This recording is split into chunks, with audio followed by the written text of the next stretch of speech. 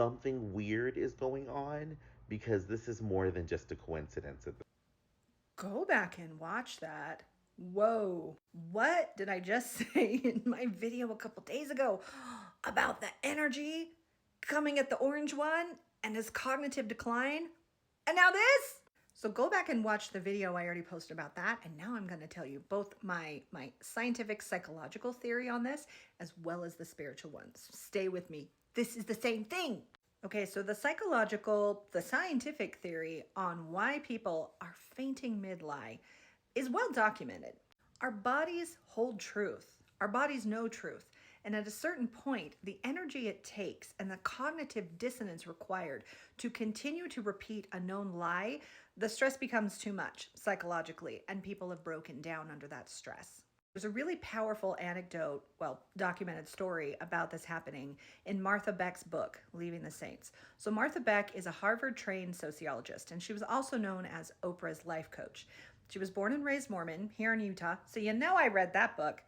But her dad was a famous apologist for the Mormon church, and he was in the Mormon college, Brigham Young University. He was their guy. He was their guy that lied about the historical origins of the Book of Mormon. That was his whole career. Now, part of his job was to go to conferences and at events and get up there and speak. He published all these books that had known lies in the books, and he would get up there at these conferences and speak. And so at one of these events, he didn't show up. They couldn't find him when it was time for him to go on the podium, and they found him later wandering the halls in a stupor. He had some sort of a psychotic break that he never fully recovered from. Now, trigger warning, child SA is in that book.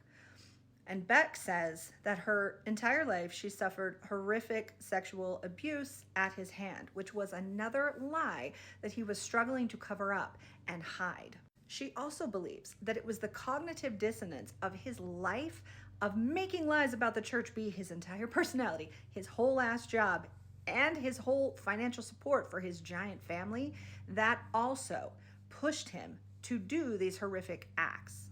Now, my feeling on the Republicans, many of these people specifically, I don't know them. I don't know their track record. I haven't done any energetic read into them personally. But my read on the entire Republican situation over however many years, there are many Republican lawmakers and people within the party who genuinely believe in their own policies, their own ideologies, and they believe that the party supports that.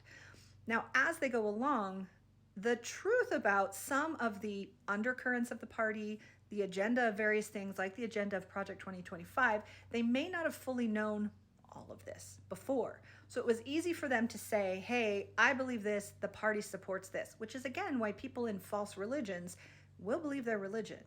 They project what they think the religion is onto the religion, and that allows them to continue to believe it despite the overwhelming evidence that it is false, or there is darkness within it, or there are secrets buried. Now, the truth about the Republican Party and Project 2025 and all these different agendas and what their peers are doing under the Republican agenda is no longer hiding. They can no longer willfully deny or ignore or explain away what's going on within their party and what they're supporting. So as the lies become more readily apparent, they can't keep telling lies.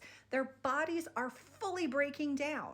Now, I'm not a doctor. I'm not a scientist. I'm just a layperson who reads and knows a lot. I read and I know things. But I am somewhat of an expert on the spiritual side of things, and in particular what's happening with the process we know as Ascension or human evolution, where we are expanding our consciousness, expanding into more light, bringing more truth out of the shadows. And that's the spiritual aspect of all this that I want to talk about.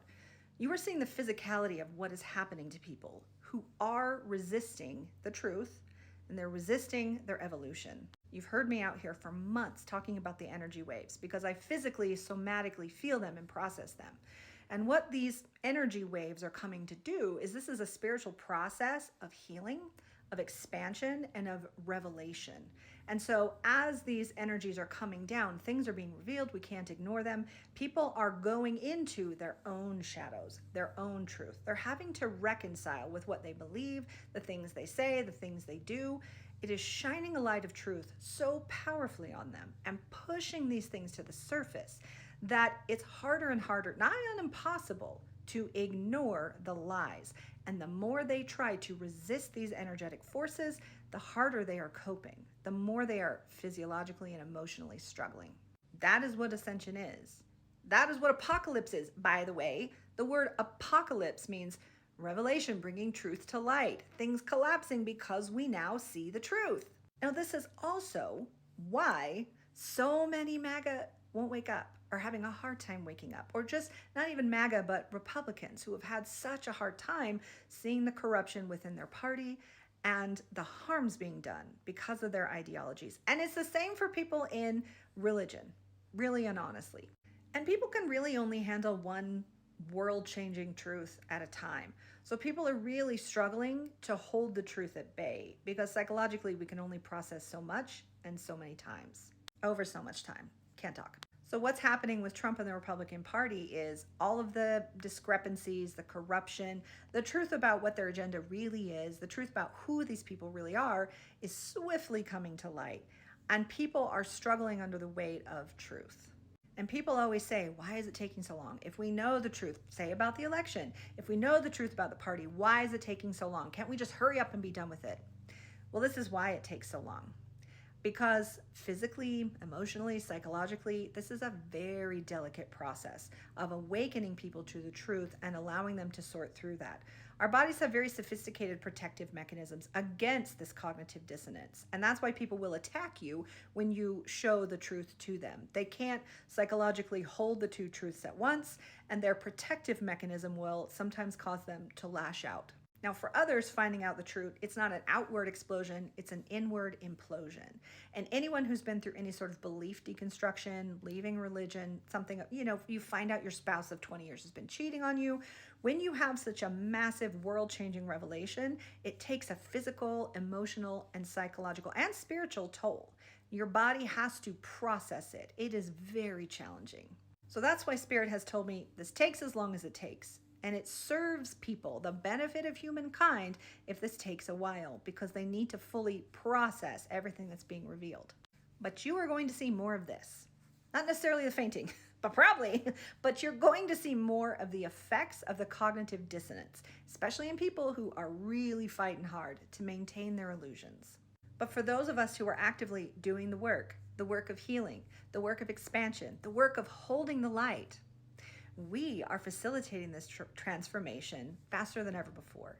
Because we are holding the light, and because we are seeing the truth, and because we are pushing back, we're no longer fueling them with our energy. We are actively pushing against, protesting, fighting, resisting their energy. They are no longer fueled by it, and they are quite literally collapsing.